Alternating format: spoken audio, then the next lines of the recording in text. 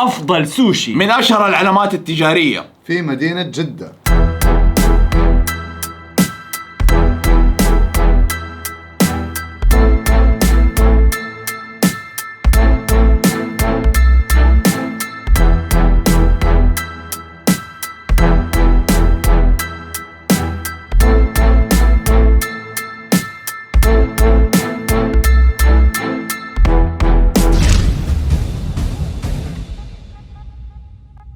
السلام عليكم ورحمة الله وبركاته. فرقوا شو مشغول طبيب. What's up guys؟ أهلا وسهلا. ورجعنا لكم جماعة بحلقة جديدة، وهذه المرة حتكون في سلسلة المقارنات. يعني ايه اليوم صارفين في الحلقة كذا، تحس في كذا فلوس طبعاً. وسوشي. طبعا يا جماعة عشان الحلقة سوشي جبنا الفخمين يجوا، الفخم ابو خلود معانا. خالد ذويك سوشي، يعني الصراحة أحب أكل سوشي، من عشاق السوشي أنا بصراحة. حلو. ولكن قبل ما نبدأ حاب أديكم شوية معلومات عن السوشي. قول يا كلمة سوشي يا جماعة ترى ما هو زي اللي احنا مو هو زي اللي احنا حنقيمه الآن. اللي احنا بنقيمه الآن هذا الفيرجن المطور، هذا يسموها رول. في أول حاجة شيء اسمه ساشيمي، يعني لحمة، قطعة من اللحم، سواء تكون سلمون أو تونة أو كراب أو جمبري. هذه شو اسمها؟ ساشيمي. هذه انا ما احب اكلها، ساشيمي. هذه ممكن تكون نية، السلمون والتونة تكون نية، والكراب والجمبري تكون مطبوخة على البخار. حلو. بعدين في السوشي هي نفس قطعة السلمون النية والتونة بس تحتها رز. اوكي. هذه اللي اسمها سوشي، معها رز. أوكي. تتقدم لحمة رز. وبعدين في الاشياء الملفوفة بالصوصات ومدري ايش، هذه اسمها رول. الرول والماكيز. الماكيز، الشغل كله في الماكيز. يا سلام. الاكثر شعبية والاكثر العرب ذايقينه اللي هو الرول، اللي هو يسموه سوشي، يعني كل احد يسمي ده سوشي، يعني أيوه. لما نقول سوشي بتاكل هذا. اي بس عشان تكون عارف ترى السوشي شيء ثاني. اوكي. أيوه. يلا الان خلينا نبدا في المطاعم اللي حنقيمها. عندنا اليوم 5 مطاعم من افضل ومن اشهر أيوه. العلامات التجارية اللي موجودة في السوق صراحة. حلو. خالد انت مستعد؟ مستعد جدا. حبيب كلنا جعانين ومستعدين، ولكن نذكركم يا جماعه قبل ما نبدا الفيديو لا تنسوا تعطونا اقوى لايك. المطعم الاول، نزل يا مدير. يمين ولا يسار؟ هلا والله. المطعم الاول يا جماعه اسمه ياتا.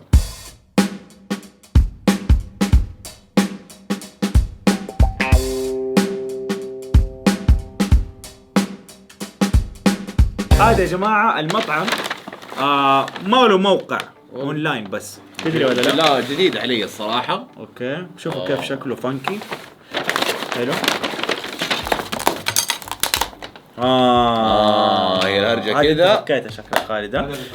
انت اللي فكيتها وقت التصوير، مخرج فكها وقت التصوير، عشان لا تفهموا غلط. اوكي. كلنا حاولنا نطلب طلب واحد ثابت، اللي هو معروف بكاليفورنيا كريزي بعض الأحيان. ايوه. لما تيجي تفكوا الشوب ستيك يا جماعه لازم تسوي زي كذا. ليش؟ ليه؟ عشان لو في قطعه خشبه كذا في الطرف تطير وما تاكلوها. طيب شايفين كيف شكله؟ هلا والله بالشباب. والله شكله جميل الصراحة.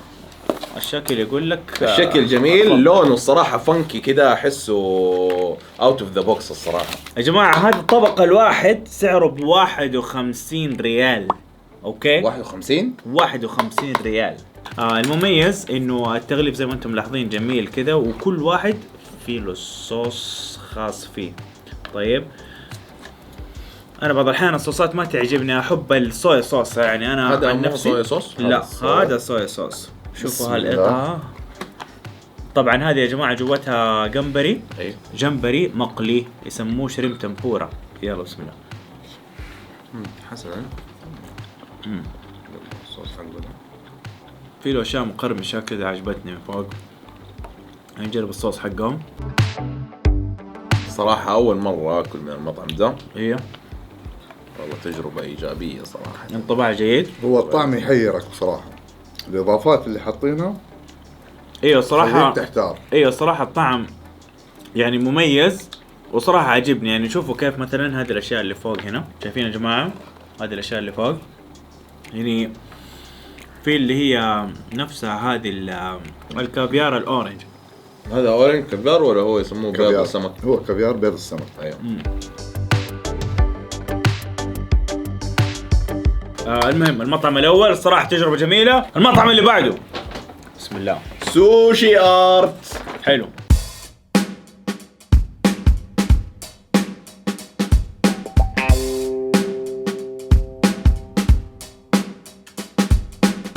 صراحة من المطاعم يعني ايه اللي قد اشتغلنا معاهم يا عبد الرحمن. ايوه. وما شاء الله يعني احنا شفنا بعيننا قديش الجودة اللي تدار جو داخل المطبخ واعلى معايير الصراحة كانت. بس يا امير اليوم ما حيكون في مجاملة. صحيح. لا انا بتكلم على يعني جودة العمل يعني فهو. شوف يا جماعة، انا اللي عجبني الصراحة في سوشي ارت انه الباكيجينج والتجربة نوعا ما يحبوا يكونوا متميزين. يعني شوفوا مثلا الصويا صوص كيف جايبين عبوة وعليها اللوجو حقهم، عبوة كذا شكلها الصراحة حلو.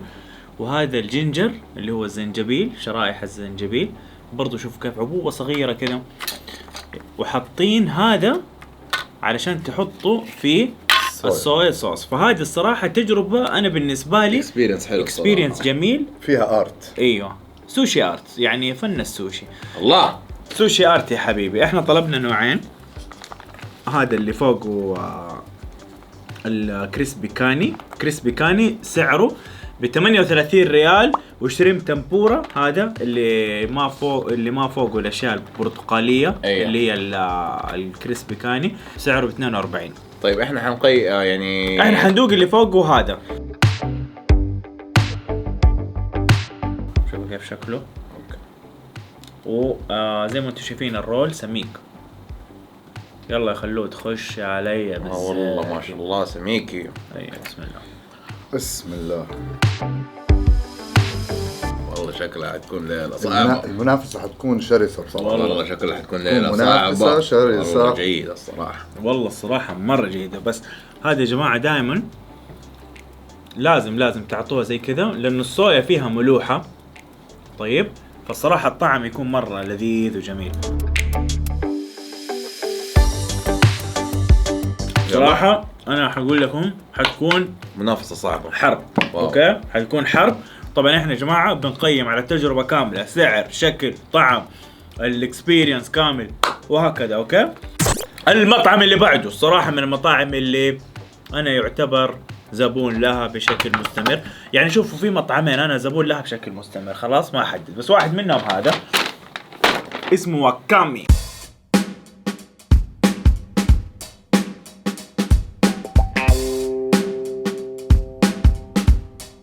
واكامي الصراحة من المطاعم اللي كل ما تروح يبغى لك حجز في الأغلب. يعني كل ما تروح يبغى لك حجز، وهو أغلى واحد في الليست معانا. الرول الواحد قيمته 67 ريال ونص.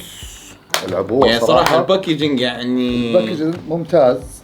أيوه. بس أنا شايف عادي يعني الصراحة مقارنة. يحتاج شوية تعديلات. كباكيجينج ايوه الصراحة. تحس إنه يبغى له شوية تعديلات. يس. ليش؟ يعني العلبة قد كده كبرى وبعدين قد كده الصوايا. صح؟ ممكن تجاوب صديق؟ ممكن تجاوب ليه يعني؟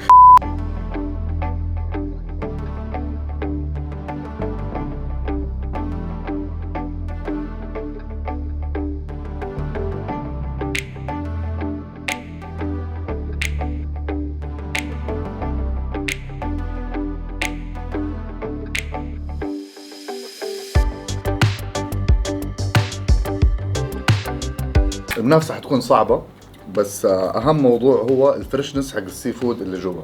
الجمبري، القرمشة، كل ما كان الكواليتي حق السي فود أفضل كل ما كان طعم السوشي أفضل. صح صح.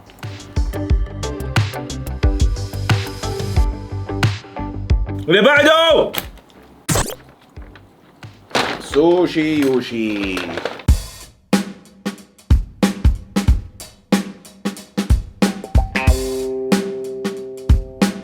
صراحة هذا من أنا صغير كنت أشوف فروعه كذا جنب البيت في واحد، فأنا ما كنت آكل سوشي إلا وأنا كبير ترى. مكتوب منذ 2006 يعني من جد قديم. يعني أنا ما أكلت سوشي إلا قريبا جدا من حياتي الصراحة. سوشي يوشي أرخص سعر. الأربع قطع هذه يا جماعة، مع إنه شوف أغلب المطاعم بتقدم كم 6 قطع، هذه 4 قطع بس بكم السعر؟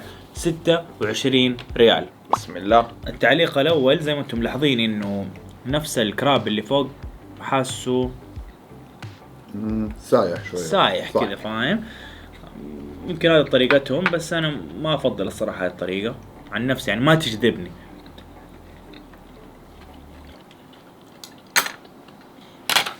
ما في سعادة في الوشيح. تبغى ب 26 ريال اشتري 26 ريال، بس انا عن نفسي ما حشتري ب 26 ريال. من المطعم اللي بعده معانا اخر مطعم مشارك، بسم الله، جولد سوشي كلاب.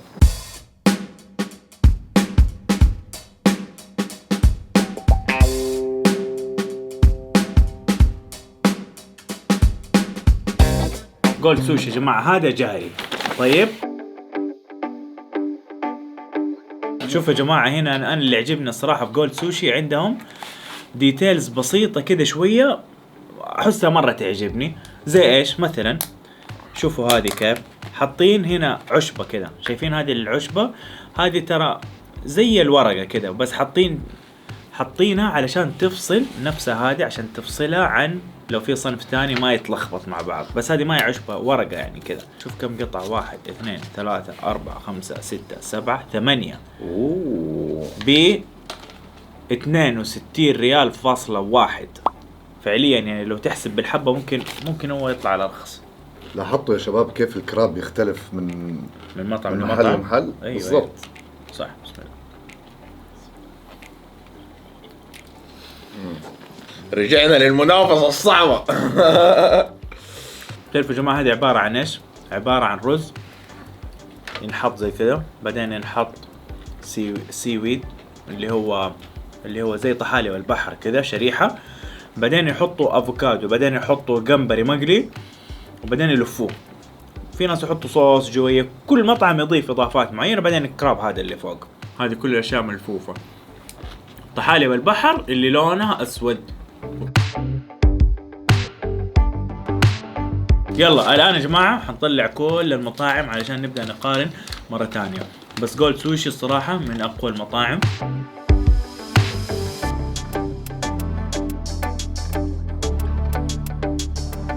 من جد هذه المنافسة مرة صعبة، في اشياء مرة قريبة من بعض. ويعني ترى اسمع يا امير، ممكن اذا كانت النكهات مره قريبه من بعض ممكن اللي حيفرق البرزنتيشن، الشكل، صح السعر. صح. فاسمع لا تضيع البرزنتيشن يدخل في التقييم. ايوه.